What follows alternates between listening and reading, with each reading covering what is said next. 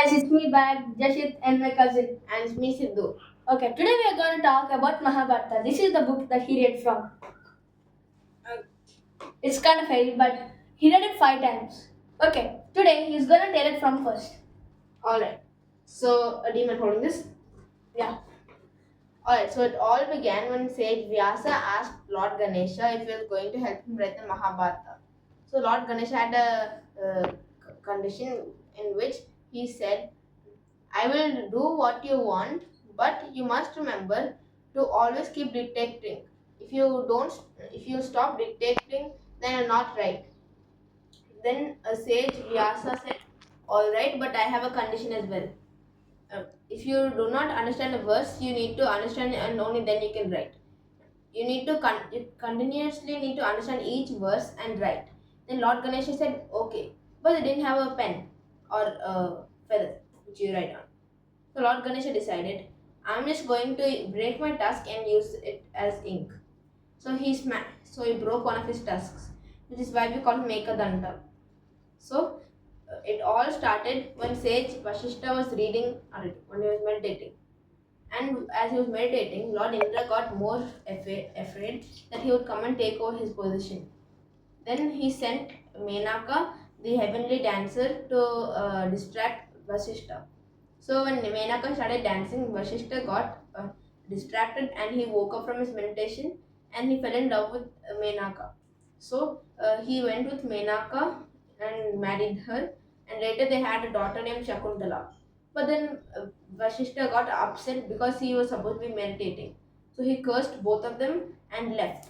Wait, I have a doubt. It was his fault that he followed Menaka. Then why did he curse Menaka and her son Because and his daughter? Sorry. Because she distracted him from what he was supposed to be doing. Oh, okay. You can continue. So after that, not Shakuntala. So Menaka just abandoned Shakuntala and left back to Indra's abode. So a sage called Kapila came and adopted Shakuntala. And after that, Shakuntala grew up into a nice teenager, and later she fell in love with this king named Dushyanta, and then they both married each other. Later, Dushyanta had to go back to his kingdom. So he told Shakuntala to come and visit him. So Shakuntala was waiting, but just then Sage Durvasa came. And now it's bad news whenever Sage Durvasa comes because he's gonna curse you if you do not do what he wants or if you make him angry. So Shakuntala didn't even say hi to the sage. This made him angry enough to just curse her, saying, whoever you're thinking of right now will forget you, just like you forgot me. Then later Shakuntala was going to Dushyanta, but Dushyanta forgot her already. So after that, Shakuntala went back to Sage. She went back to Kapila Dev.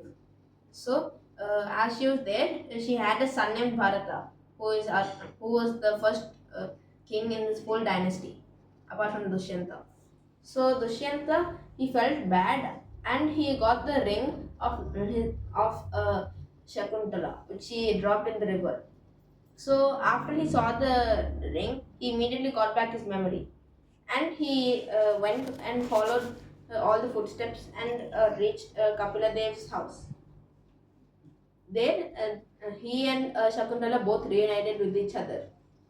And Bharata, he had many sons, but none of them were smart enough to become king because they were all not smart enough. So Bharata chose the smartest person in his full kingdom to be his heir. So after that, the full dynasty followed along with a king named Kuru. Kuru is one of the next kings, and after that, it is the so after that it is Bhishma. Not Bhishma. There's a king named Shantanu actually. So No, no, no. Shantanu. Kuru is a Mahajanpada, right? No. Yeah, Kuru is Mahajanpada. It was one of the 18 Mahajanpadas. Okay. Okay, I forgot that. Okay. So Shantanu fell in love with the goddess Ganga, and they both married each other. Ganga had 8 kids, and she threw 7 of them into the river. Okay. They died? They got drowned or got eaten by a crocodile. Okay. Or a giant fish.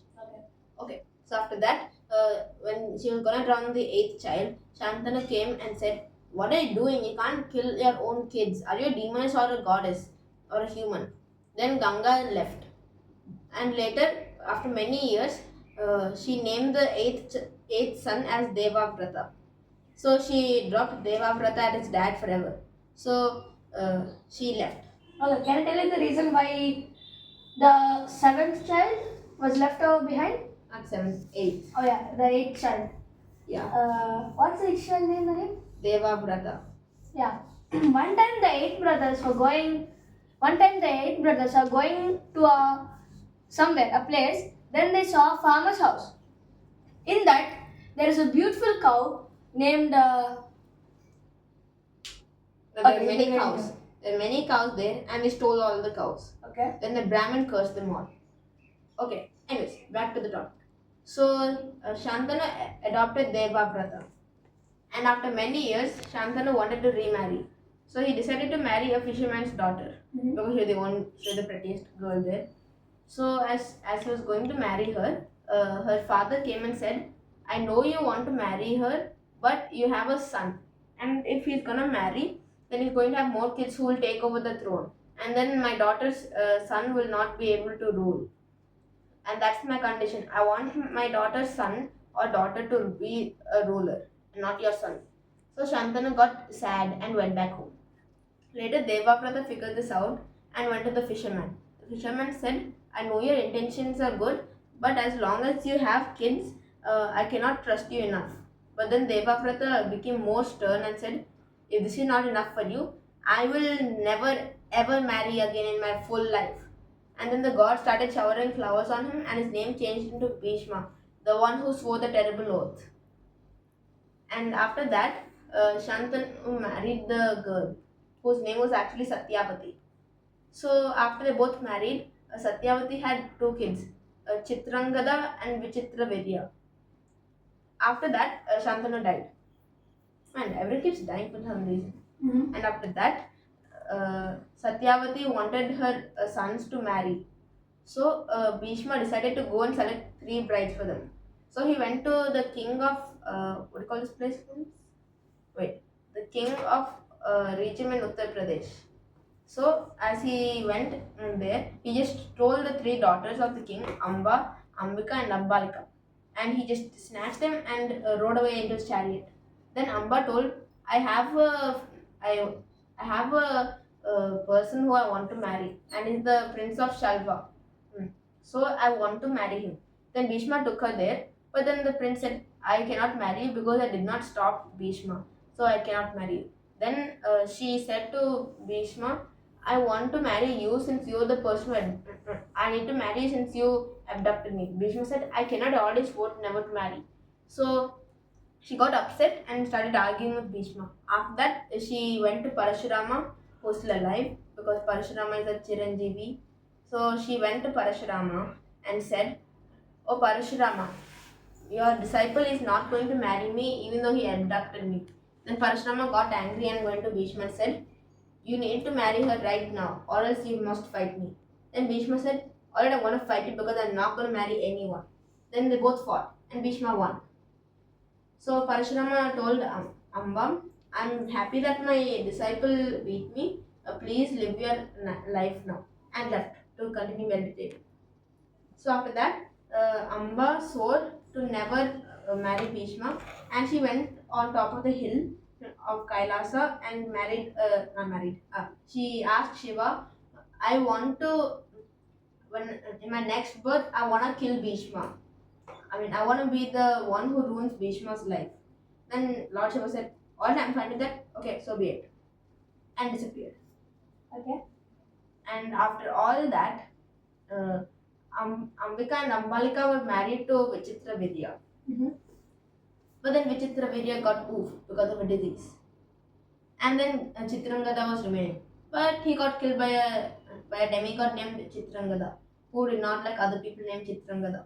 Mm-hmm. So after all that, sage Vyasa came there. Isn't he the one who authored this all? Mm. So he came there and he and Satya